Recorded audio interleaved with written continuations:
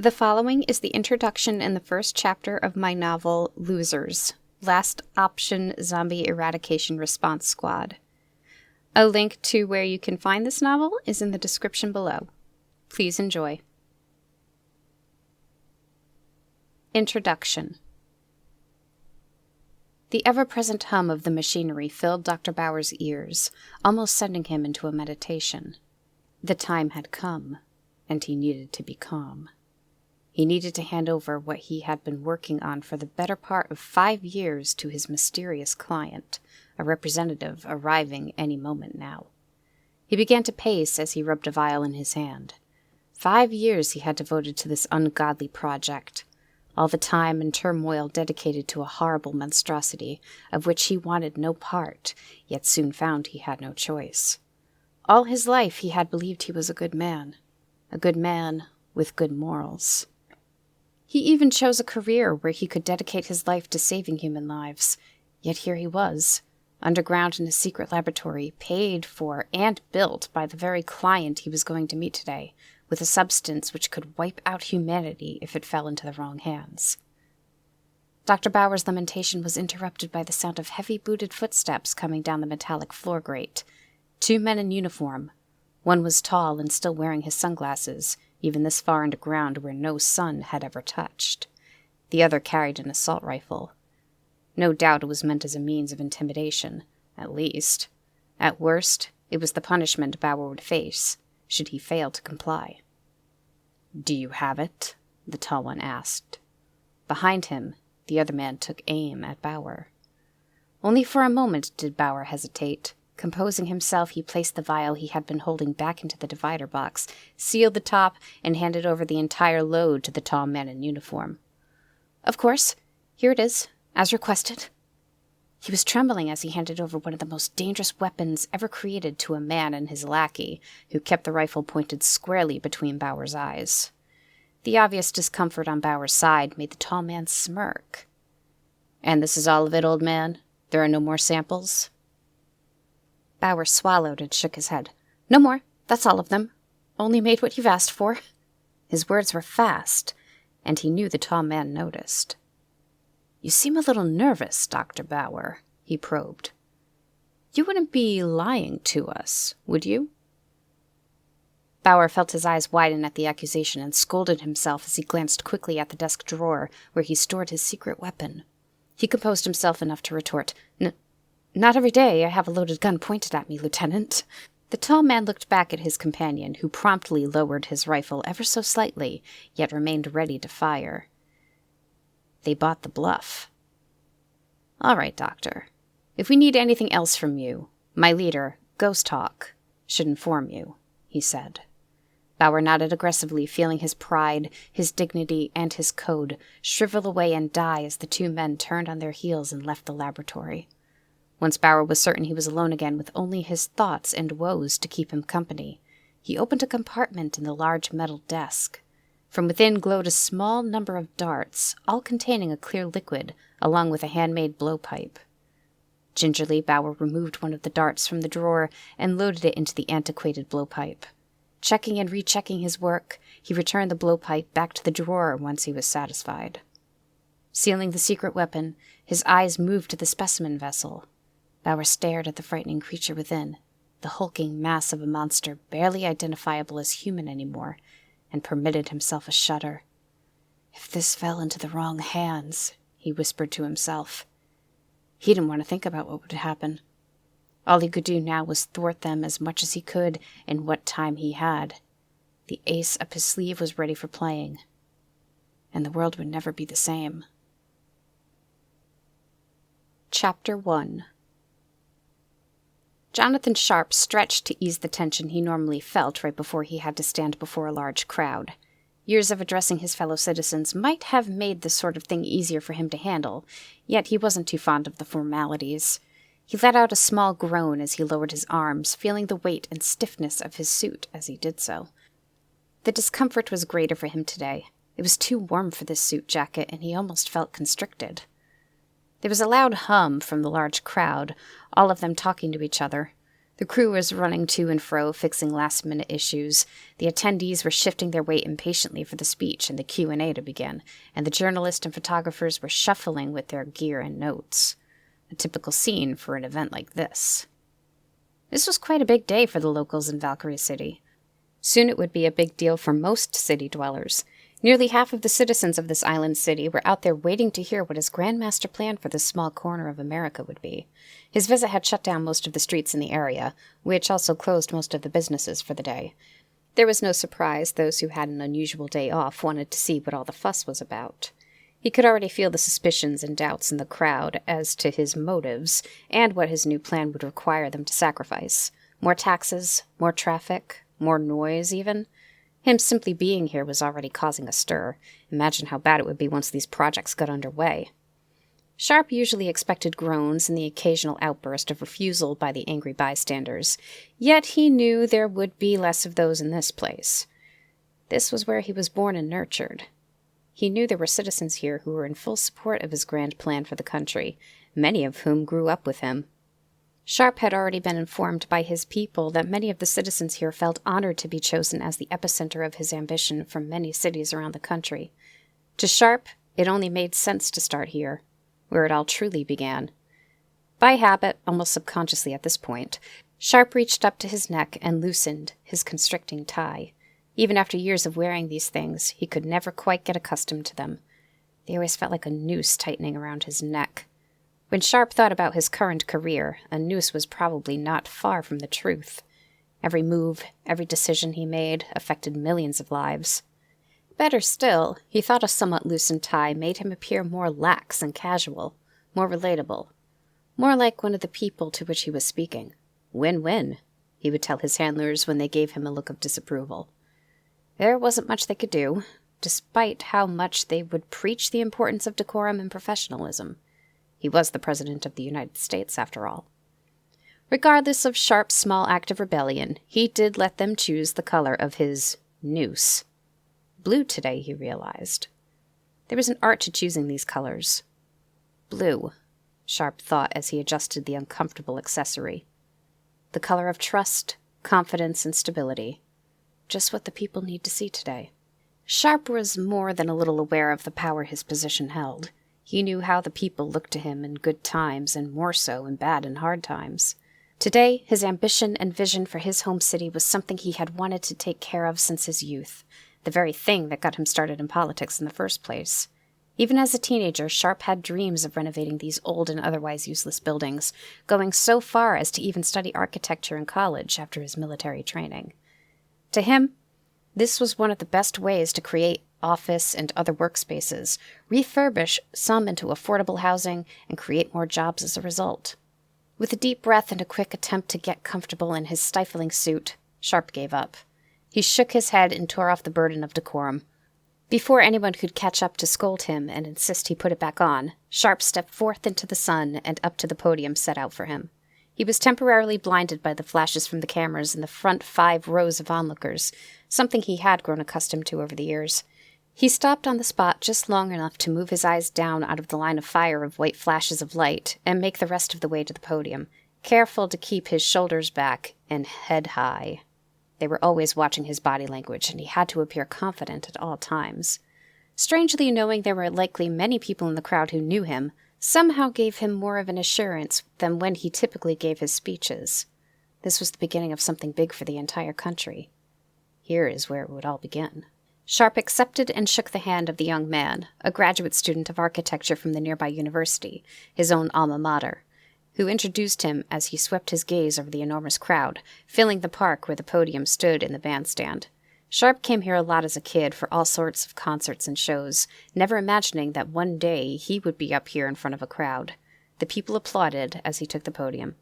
Sharp took a moment to note where the Secret Service agents were stationed, all carefully dotted around the entire affair, making sure he was unharmed. He might be in his home city, yet danger knows no borders. Already the journalists were bouncing and raising their hands, shouting his name and doing everything and anything to get the attention of the president. He wasn't surprised. No doubt they would have many questions and many ways to try to make the grand plan into something nefarious. They were like children, and this is how Sharp often handled them. President Sharp! President Sharp! A voice boomed from one of the rows of journalists called out. "Yes, you have a question?" Sharp addressed the loud reporter with a point of his finger. "President Sharp, you have said the intention behind your vision of refurbishing all of these old buildings is to create jobs. Could you please explain?" "Mr. President, what about our traffic patterns? If these buildings are filled, the street system will likely—" "President Sharp, your recent policy is likely going to expand beyond your time as Commander-in-Chief. What do you expect that—" "President Sharp, in regards to some of your MySpace posts from your teenage years, President Sharp, is it true that you have a mostly male staff to—" "Please, everyone!" Sharp shouted over the numerous voices trying to be heard. "I understand this entire plan is very complex and admittedly unorthodox. I understand certainly all of you have several inquiries. Know that I will address all of your questions, however, you must speak one at a time. Honestly, how old are all of you? Honestly, how old are all of you? Haven't you ever learned to take turns at this point in your lives?" The last part he said inside his own mind, biting his tongue to stop his mouth from forming the words and blurting out what he truly thought. He'd much rather take his questions from the honest, everyday citizens.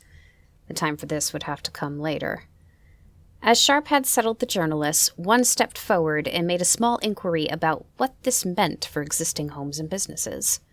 Sharp did his best to accommodate the journalist by delivering a non-answer, typical of politicians. "Naturally, there's always concern when it comes to change," he began. Sharp was distracted once he caught sight of a Secret Service agent moving in on someone in the far back of the crowd. From the look of things, it appeared to be a fight of some kind. This was certainly not unusual when it came to any sort of political gathering, sadly. Sharp was on autopilot with his remaining answer, a skill he picked up over the years. Non-answers promised nothing, guaranteed very little, yet were enough to make the person asking feel heard and maybe more positive about what might have been causing them strife. Sharp wasn't all too fond of journalists, he had to admit. They were always twisting truths. No matter how good of a thing you were doing for your people, they had a gift for finding something wrong. If nothing wrong could be found, they had a way of making a problem. Anything for a read. Straining over the sound of the crowd and the shouting reporters, he could distinctly hear a shrill cry of pain. Some in the audience turned to face the sound, then quickly turned their attention back to Sharp. Shortly another agent moved in on a different spot near the back of the gathered onlookers. Then another.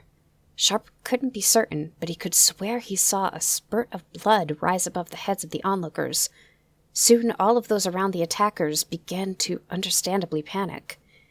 They were running off in every direction, trying to get away from the attacker as best as they could, while in a packed crowd, confusion and frustration growing amongst the unaware onlookers. Strangely, the victims of the violence were soon on their feet in pursuit of others in the crowd. "What the fuck is happening?" Sharp thought to himself. More and more of the crowd started to fight each other. Members of the group began to attack each other seemingly at random. The fight was soon spreading, creeping ever closer to the podium. The cries of agony were growing and then were quickly silenced as more and more people were attacked. Eventually, the groans of attackers overcame the shrieks and shouts of pain. The president looked to his right as an agent spoke into the mic on his wrist cuff, and then moved in to grab Sharp's arm. Whatever was happening out there, the agent had to remove him from the scene. This was far too dangerous. Sharp knew the agents wouldn't take the chance of him getting hurt in whatever chaos had erupted in the crowd. Whatever the problem, the local authorities and the Secret Service would have to handle things. The attacks had moved all the way to the back row of journalists when he looked back over his shoulder, still unclear as to what was happening to everyone. "We're leaving, Mr. President," the agent said in a flat, deep voice. Sharp saw his own confused face reflected in the black shades over the agent's eyes and allowed himself to be escorted off the podium. "Back to the car, sir. Let's go." "Yes," Sharp agreed, keeping his cool as best he could. Panicking wasn't going to help anyone. Good idea. Sharp's mind was racing with thought. What the hell was going on? Acts of violence during a presidential speech was nothing unheard of, but this? This was turning into an unruly mob. Even the people attacked soon turned on the crowd, and then the attackers moved on to another victim. This was unheard of. All those people. How many were hurt? How badly were they hurt? There was no way the hospital could handle all of these incoming patients. Who was responsible for this? Anarchists? Possibly. Worse still, what if this was an act of terrorism? They'd have to get out of the city, now. "Don't panic, Sharp," he told himself. "Just get on with things." The chaotic cacophony of screams, groans, and shuffling and stamping of feet as people tried and failed to get away from the riot deafened Sharp's ears. The worst part of all of it, he decided, was knowing there was nothing he could do. He was helpless to stop this. The circumstances made staying far too dangerous, and Sharp knew no amount of reasoning or threats could stop a mob as big as this one. Nearly half of the city was there. How was he or any of his people meant to handle this? Chaos was truly spreading like a disease. Sharp noticed the agent's stride was beginning to slow as they left the bandstand and set foot onto the grass behind the structure. The gentle yet firm grip around his arm began to slacken, and eventually the agent had let go entirely. Sharp turned to see the man holding his hand over his face, gripping his skull. The man was moaning loudly as if he was in pain. "Agent," Sharp queried, cautiously taking a step closer and stretching out a hand in his direction, ready to catch the man should he falter. "Are you all right?" The man only continued to groan as if he were trying to create words, yet somehow lost the ability. Sharp could see him tighten his grip around his face, and his breathing came in great heaves through gritted teeth. The man finally let out a horrible roar and tore his black sunglasses from his eyes. Sharp dashed from the agent just in the nick of time, causing the agent to send his body flying into the side of the bandstand, head first, hitting it with a loud crunch. The agent had moved so quickly. Sharp wasn't even sure how he managed to get out of the way. Thankfully, much to the grateful and yet saddened president, the agent moved no more. Sharp had no idea what to make of the situation. The agent was protecting him, escorting him away from the dangers of the mob. Why did he suddenly turn on him? He had little time to ponder such things. He had to get to safety. The horde was scattering rapidly and began to spread its violence and chaos into the city. Sharp could already hear them moving in on him. He had no choice. He had to run. Maybe he could make it to the car and the other agent who was standing guard. One order from the president and the agent wouldn't even question the urgent and unexplained need to leave immediately. Although considering how the now-dead agent informed the others of Sharp's removal from the scene and the absolute ruckus all around him, the other agent would have a clear understanding as to the danger following him on his heels. Recovering himself from the shock of the sudden attack and death of someone who he thought was a loyal Secret Service agent, Sharp began to sprint towards the safety of the car. He was suddenly thankful for shedding his heavy and stiff suit jacket earlier. The fabric would have badly restricted him in his retreat. Hard to believe he was standing on a makeshift podium less than a minute ago. Now he was running for his life, already one man down. God only knew how many more he might have lost amongst the horde. With a quick sprint over the hill, Sharp could see the car gleaming in the early afternoon sun. The Secret Service agent was leaning up against the driver's side door, arms crossed with a cigarette resting between his lips, and looking up earnestly at the bandstand on top of the slope. Sharp knew the man saw him once he stood up straight, letting the cigarette fall out of his mouth, and began to clamor for the backseat door, beckoning the president inside. No doubt he had heard the commotion outside of the bandstand.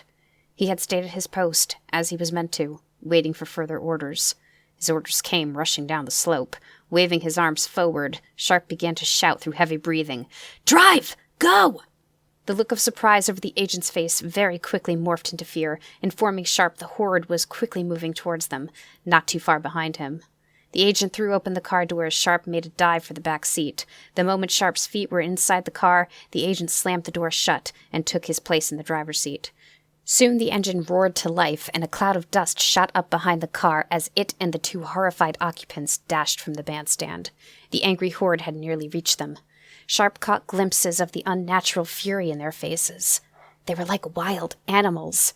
There was no sign of higher intelligence, only an unquenchable desire for violence. "Sir," the agent finally asked, "what happened back there?"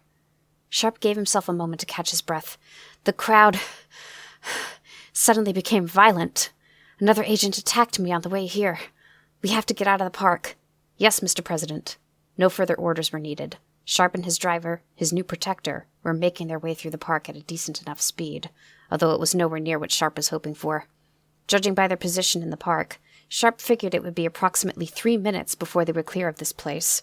The winding roads of the park made it difficult for driving at any high speed, and there were far too many trees and shrubs near the road to take the risk. Considering what they had just witnessed, the agent maintained good control over the vehicle. There might be a chance for escape from all of this after all. Once they were safe, he could call in the military to handle the situation. All he could hope for was that there would be as little damage done to the people and to the surrounding area as possible. "Fuck!" the agent shouted and slammed on the brakes.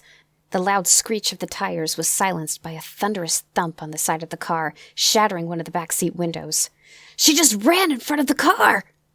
Sharp shook his head and tried to reorient himself, having instinctively braced himself on the front seat. The window on the driver's side was now in shards, twinkling all around the back seat on Sharp's body. Carefully, he wiped as much as he could away, making certain not to cut himself. "You ran someone over?" The agent reached up and touched the back of his neck, wiping away a streak of blood. A stray shard of glass must have cut him. They were lucky that was the worst of their injuries. "I swear it was an accident." The agent began to mumble to himself and made a move to open the door to witness the extent of the damage he had caused. Before the agent's hand was even on the door, the woman he struck rose up, screaming. Before either of the men could blink, she was halfway through the broken window of the car, making straight for President Sharp. Just as quickly, the agent pulled out his sidearm. In a moment, the screaming stopped, and the woman's head erupted off of her shoulders. Sharp was dumbfounded, his ears ringing, the only sound he could process in the moment. He had known the Secret Service's job was to protect him, regardless of what had to be done. He simply never had to experience such extreme methods. He had never witnessed a member of his Secret Service shoot someone in his defense. His life was really on the line, and it was nearly cut short. Sharp and the agent sat for a moment, both soaking in the blood and brains of a woman who was trying to attack the president. After a few beats, the agent was suddenly all business again. "Are you all right, sir?" Looking at the decapitated corpse before him, Sharp was, for once, unsure if he was okay. Blinking himself back to the situation at hand, he gave the ringing in his ears time to dissipate. Then he nodded silently, signaling the agent to continue the escape. They told me these windows were bulletproof." Sharp feigned a laugh.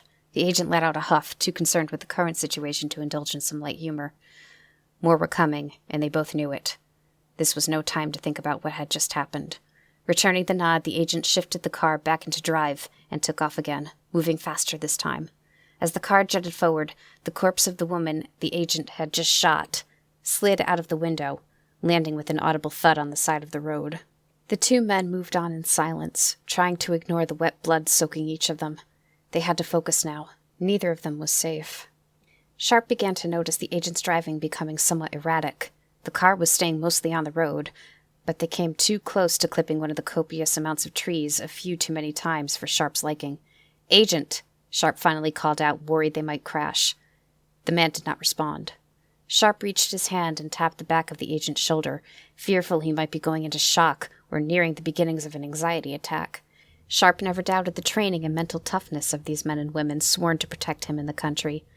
Yet he knew they were still human. In the driver's seat, the agent let out a low groan. "No!" Sharp shouted in realization. Whatever had happened to the others was now happening to the agent here, too. As the Secret Service agent turned his blood-soaked face towards the president, Sharp could see he was baring his teeth, exhibiting the same look of blind fury he had become far too familiar with today. Up ahead, the exit, the path to freedom from this damned park, was approaching fast. All too soon, Sharp realized there was no way the car would make it through. With no one now controlling the escape vehicle, it was heading straight for the 12-foot-tall, 3-foot-thick stone barrier wall. Gathering himself, Sharp decided there was only one chance, only one thing he could do. If he was going to die today, it would be on his own terms, just as how he lived his life. His way. Using all the force his body could deliver, Sharp shoved himself into the car door. He saw the road rushing underneath him and leapt out to meet it. Airborne for but a brief instant, Sharp heard the ferocious roar of the agent and felt his body slam into the asphalt. He forced himself to go limp, letting the inertia carry him to a natural stop, feeling the bite of pebbles and road as it met any of his exposed flesh. As Sharp tumbled along the road, he caught sight of the car which carried him not 2 seconds ago, crash head-on into the barrier wall with a deafening and violent crunch. Sharp clenched his teeth and heaved his body off the ground, giving himself a couple seconds to process whatever pain he was experiencing. He could feel the abrasions stinging and the contusions forming over his body due to the insane stunt he just pulled. But he was alive, and the pain was a small price to pay to stay alive. He thought about what would have happened if he had still been in the car. Likely he'd be dead from such an impact. Or worse, he would probably have been torn apart by the Secret Service agent in his rage, or whatever it was. Considering these alternatives, Sharp suddenly felt more satisfied with the small injuries. He had to get out of here, but what would he do now? If memory of this place was anything to go on, there was access to the underground around the corner. He just had to get out of this park. Sharp managed to get himself up to a light jog and rushed up to the remnants of the destroyed car. The Secret Service agent had his sidearm on him, and Sharp had a feeling he was going to need it. The car wreck was hissing and steaming as Sharp struggled his way over. The sweet smell of steaming antifreeze nearly choked him as he neared the mess. Peering through the shaded window, Sharp could see the driver. His head lay unnaturally on his shoulder, his neck clearly broken. Blood was pouring profusely from an injury in his forehead, and the whole mass of the man was spilled over the steering wheel. There was no sign of breathing, no life in his body of which Sharp could ascertain from the other side of the glass. If he was alive, he pitied the poor man. Sharp fought to pull open the driver's side door, still determined to acquire the gun he knew all Secret Service agents carried. Gasoline began to stream from the car in small rivulets, forming a small pool beneath Sharp's feet when he finally got the door open. Now to find the weapon. The agents all had their guns and loaded magazines in a holster around their waists, carefully concealed under their jackets. Sharp pushed the agent's body off the steering wheel, leaning it back and reclining the seat so the body was lying in repose, giving Sharp easier access to the holster. He decided to simply take the gun and the magazines, leaving the holster. Removing it from underneath the agent's body would take far too much time, and Sharp had to move now.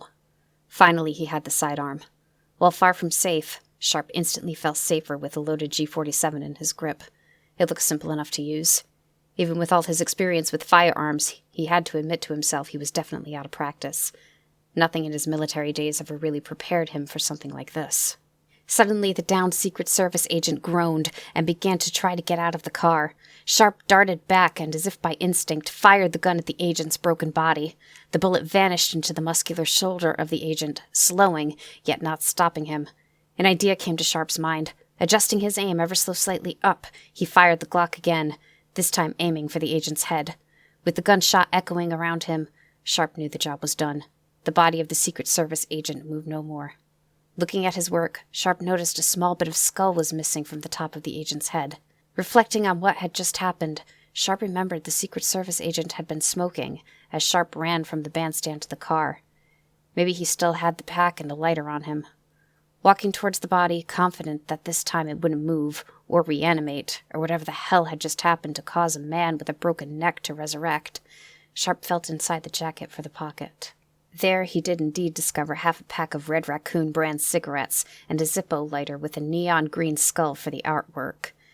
The bones of the skull were jutted out above the eyes, hooding them to appear as if the skull was angry, even grimacing at him. This felt a little too on the nose for Sharp, given the current situation. Despite this, he let out a little chuckle. This was far from what he expected would happen today. Then again, who could have seen this coming, he thought to himself. Concealing the gun and magazines in his belt and pocketing the cigarettes and lighter, Sharp went off to find somewhere safe to call for help. Perhaps I don't even need to call for help, Sharp pondered. The whole affair was televised. People everywhere know what has happened. I guess some journalists are good for something. Jogging out of the park, Sharp found the streets all but abandoned. There was not a car anywhere he could flag down, no cab he could hail. Perhaps the authorities had already delivered orders to stay inside, but so soon? More than half of the city was at the bandstand when all of this started, but where was everyone else? Maybe they were all in hiding. Did word of what happened spread this quickly? Feeling his front left pocket, Sharp felt his stomach sink.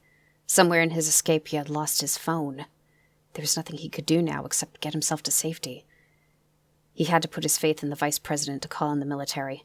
There was no way something like what had happened at the bandstand would go unnoticed by other politicians. After not hearing from Sharp, they'd sent out a search party for him. That was the priority now. Get somewhere safe. Sharp had rounded the corner, aiming for the underground. With any luck, the trains were still running. If anything else, it would get him off the streets. Out of nowhere, an explosion sent Sharp off his feet.